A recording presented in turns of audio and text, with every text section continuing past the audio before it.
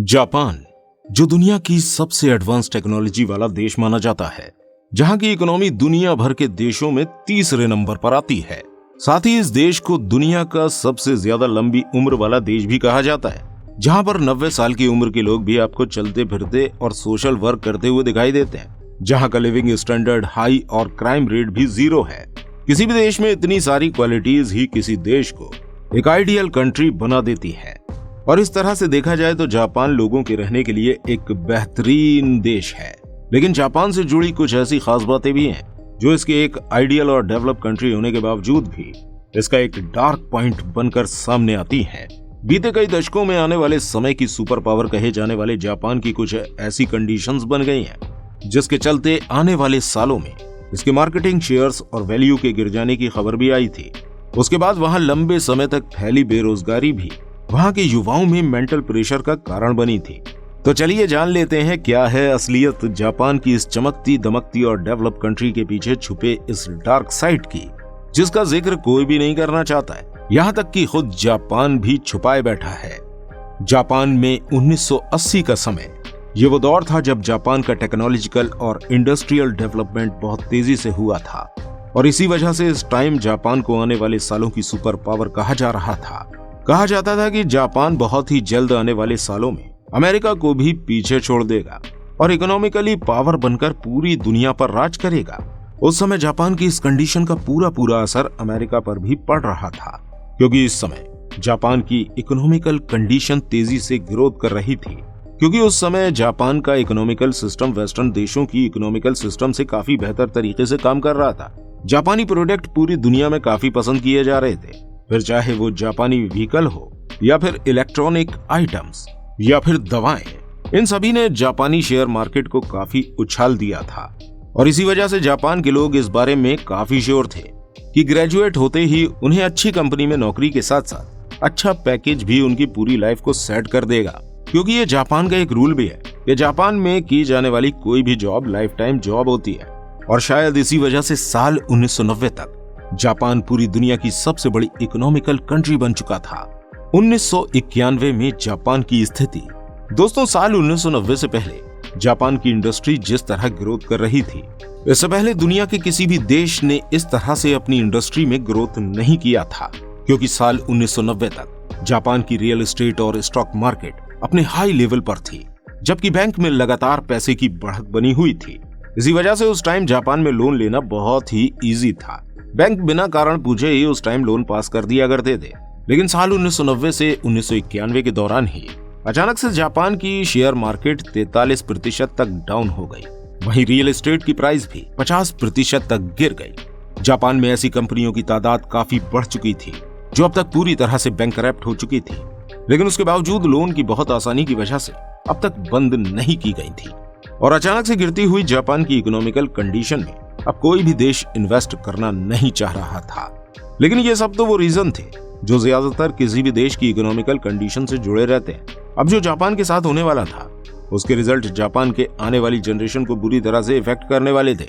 और इन सबका सबसे ज्यादा इफेक्ट पड़ रहा था जापान के जॉब कल्चर पर। Job culture of Japan, Japan की गिरती हुई इकोनॉमी में सबसे ज्यादा मेन रोल निभाया था उस टाइम जापान में चलने वाले जॉब प्रोसेसिंग ने, जिसे शुशोकु कस्टूडो कहा जाता है। ये एक बहुत ही मुश्किल कंपटीशन होता है, जिसमें हर कैंडिडेट को कई इंटरव्यू से गुजरना होता है, और इस प्रोसेस को पास करने वाले कैंडिडेट्स को ही इस पॉलिसी के हिसाब से लाइफ टाइम जॉब ऑफर की जाती है। और यहाँ पर आपको सारी जिंदगी एक ही कंपनी के साथ जुड़कर अपनी लाइफ सेट करनी होती है। हालांकि ये वहाँ का कोई रूल नहीं है, लेकिन ये जॉब कल्चर वहाँ पर इतना स्ट्रांग हो चुका है कि अगर वहाँ कोई अपनी जॉब को बीच में ही छोड़ देता है तो उसे कोई भी दूसरी कंपनी अपने यहाँ जॉब पर अपॉइंट नहीं करती है। हालांकि इस प्रोसेस का जहाँ एक तरफ ये फायदा था कि आप अपने फ्यूचर को लेकर सेफ हो जाते, तो वहीं दूसरी तरफ आपको अपनी पूरी जिंदगी एक ही कंपनी के साथ जुड़कर उसी के साथ गुजारनी होती थी।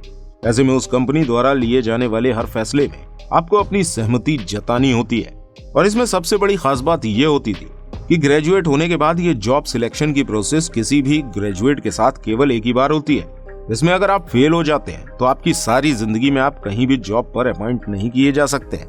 साल 1990 में जापान की इकोनॉमी में ऐसी ही परेशानी आई थी जब वहां की कंपनी ने साल 1990 में ग्रेजुएट होने वाले लोगों को अपने यहाँ हायर नहीं किया था और आगे आने वाले 13 सालों तक ये हायरिंग इसी तरह से बंद रही और इन्हीं 13 सालों का टाइम पीरियड को जापान में एम्प्लॉयमेंट का आइस एज कहा जाता है।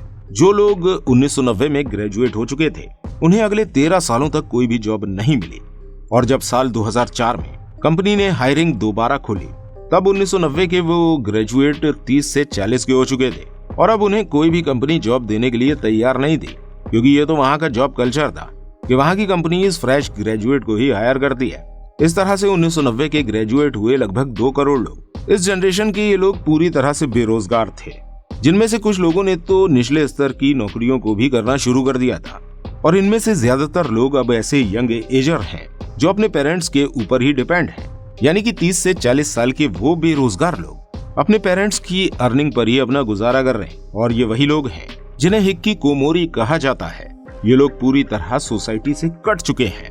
वो लोग सारा दिन घर में रहकर अपनी जिंदगी जी रहे हैं, न ही उनके पास कोई काम है और न ही जिंदगी जीने का कोई एम है और इस वजह से अक्सर ही डिप्रेस्ड होकर ये लोग सुसाइड भी अटेम्प्ट करते हैं। इन्हीं लोगों में एक बहुत बड़ी तादाद उन लोगों की भी है जो अर्निंग का कोई सोर्स न होने की वजह से शादी भी नहीं कर पाए, जिस वजह से यहाँ पर जनरेशन गैप भी देखने को मिल रहा है, क्योंकि वो जनरेशन जो इन बेरोजगार लोगों द्वारा पैदा करी जानी थी वो कभी इस दुनिया में नहीं आ पाई।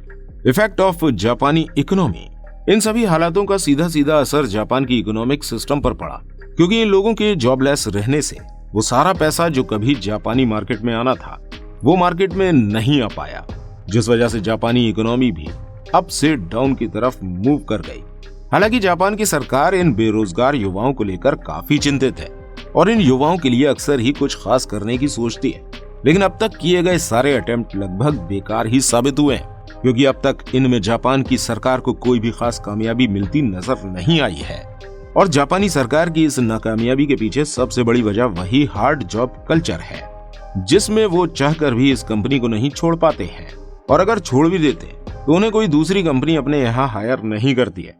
इस तरह हर साल वो लोग जो इस जॉब प्रोसेसिंग में फेल हो जाते हैं और कोई भी जॉब नहीं पाते हैं वो इस लॉस्ट जनरेशन का ही हिस्सा बन जाते हैं। आने वाले सालों में ये जापान के लिए एक बहुत बिग इशू बनने वाला है, जिसके लिए वहां की सरकार अभी से काफी चिंतित है। अब ये तो समय ही बताएगा कि जापान की सरकार इस बड़ी समस्या से निपटने के लिए क्या समाधान निकाल पाएगी, या फिर ये लोग आने वाले समय में जापान का ब्लैक पॉइंट साबित होने वाले हैं। फिलहाल आज की वीडियो के लिए इतना ही। उम्मीद करते हैं आपको हमारी ये इन्फॉर्मेटिव वीडियो पसंद आई होगी। ऐसी ही और वीडियोस के लिए आप हमारे इस चैनल को सब्सक्राइब कीजिए, साथ ही हमारी इस वीडियो को लाइक और शेयर भी करिए। मिलते हैं आपसे फिर किसी अगली वीडियो के साथ, तब तक के लिए धन्यवाद।